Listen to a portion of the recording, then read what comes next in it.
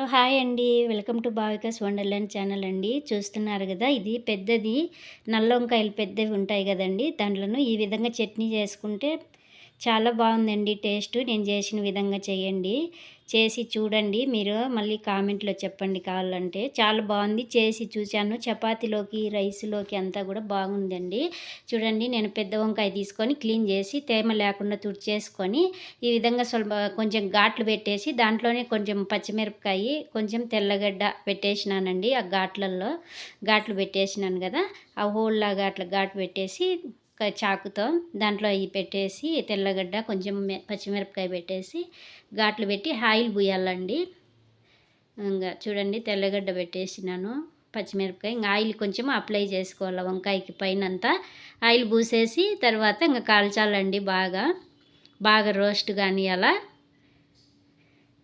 కొంచెం టైం పడుతుంది కదా అది కాల్చే వరకు. అదంతా బాగా కాల్చండి చుట్టూ అంతా కూడా. మళ్ళీ అదంతా తోలు ఆ బ్లాక్ కలర్ అంతా తీసేస్తాము. అది కూడా చూపిస్తాను చూడండి మీకు. బాగా కాల్చేసి ఫుల్ అంతా నీట్గా బాగా కాల్చాలండి. అట్లా పైకి పట్టుకొని కింది సైడు అంతా కూడా బాగా కాల్చండి. అదంతా కాల్చేసినాక ఇంకా టమోటాలు కొంచెం ఎర్రగడ్డ కూడా నేను కాల్చుతున్నానండి. కాల్చితేనా అది లాస్ట్లో చట్నీ అంతా రెడీ అయిపోయినాక కాల్చిన ఎర్రగడ్డ కొంచెం అట్లా తరిగేసి కలుపుకుందామండి. బాగుంటుంది తినేకి మధ్య మధ్యలో. చూడండి బ్లాక్గా ఉండేది కాలిండదు కదా, ఇదంతా తీసేస్తున్నాను. అదంతా నీట్గా తీసేసి పెట్టుకోవాలండి. అదేవిధంగా టమోటాలు కూడా కాల్చి పెట్టేసాం కదా, దాంట్లో కూడా అంతా తీసి క్లీన్గా అదంతా తీసి పెట్టేసి మళ్ళీ కట్ చేసుకుందామండి. దీంట్లో వంకాయలోనే పచ్చిమిరపకాయ తెల్లగడ్డ వేసిండాం కదా, అదే గార్లిక్, గ్రీన్ చిల్లీ అదంతా కూడా బాగా కట్ చేసేటప్పుడు కచ్చాగా బాగా అంతా కట్ చేయాలండి. నేనైతే ఫస్ట్ నూనె వేసుకొని పెనం పెట్టుకొని జీలకర్ర వేసుకున్నానండి. నేను కొంచెం ఒక స్పూన్ జీలకర్ర వేసుకోండి బాగుంటుంది తిరువాతకు. ఇంకా జీలకర్ర వేసిన తర్వాత మళ్ళీ ఇంకా అంతే పచ్చిమిరపకాయ ఎర్రగడ్డ అంతా వేసేసుకొని ఇది చేసేసుకోవాలండి.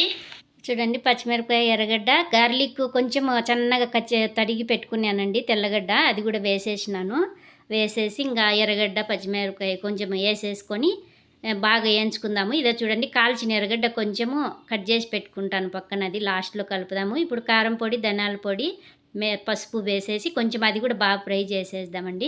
ఇప్పుడు చూడండి ఇవి వంకాయలు అంతా తెల్లగడ్డ మనము ఇది పెట్టినాం కదా, పచ్చిమిరకాయ అంతా కూడా బాగా కాలి అది కూడా ఉడికిపోయి ఉంటుంది వంకాయలోనే. ఆ వంకాయలో వాటర్ ఉంటుంది కదా లోపల.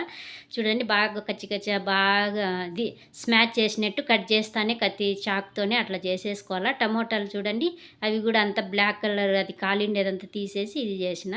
ఇది ఫైనల్గా కొంచెం ఎర్రగడ్డ మనం తినేకి బాగుంటుందండి. అది లెమన్ ఒకటి వేసుకున్నానండి. మీరు క్వాంటిటీని బట్టి వేసుకోండి, మరి ఎక్కువ పులుపు వేసుకుంటే బాగుండదు. చూడండి అదంతా బాగా ఫ్రై అయిపోయింది కదా. కారము మనము ధనియాల పొడి, కారము, పసుపు వేసాం కదా, అది కూడా కొంచెం పచ్చివాసన పోయే వరకు ఏం చేసినాను. తర్వాత ఇంకా ఇది వేసేసి కలిపేసుకుందామండి. కలిపేసుకొని ఫైనల్గా దించేసుకోవడమే అండి. కారం చూసుకోండి. లెమన్ అయితే నేను ఒకటి పిండేసినాను. ఇది సాల్ట్ తగినంత వేసుకోండి మీరు చూసుకొని. నేను ఇప్పుడు వేసినానండి ఫైనల్గా. మీరు ఫస్ట్ వేసుకుంటామంటే అంతే అండి. ఫైనల్గా వేసేస్తే మనకు టేస్ట్ తెలుస్తుంది. అంతా కలిపేసినాక వేసుకుంటే ఎంత సాల్ట్ పడుతుంది అనేది మనకు తెలుస్తుంది. విత్తనాలు అంతా పడిపోతాయి కదా లెమన్ పిండేటప్పుడు అని చెప్పి నేను తట్టలో పిండి వేసినాను ప్లేట్లో. అంతే అండి. ఫైనల్గా లెమన్ కలుపుకోండి. లెమన్ కలుపుకోవడం వల్ల మనకు పులుపు అనేది దానికి వంకాయ కదండి మనం వాడిండేది, కాబట్టి పులుపు కంపల్సరీ పడాలి. కాబట్టి లెమన్ కలుపుకోండి. లేదంటే మీరు చింతపులుసు అయినా వేసుకోవచ్చు. చింతపులుసు బాగుండదండి, లెమనే బాగుంటుంది. కొంచెం లైట్గా వేసుకోండి. చూడండి చపాతీలోకి కానీ, రోటీలోకి కానీ, అన్నంలోకి, రైస్లోకి సూపర్గా ఉంటుందండి. ఓకే అండి, బాయ్.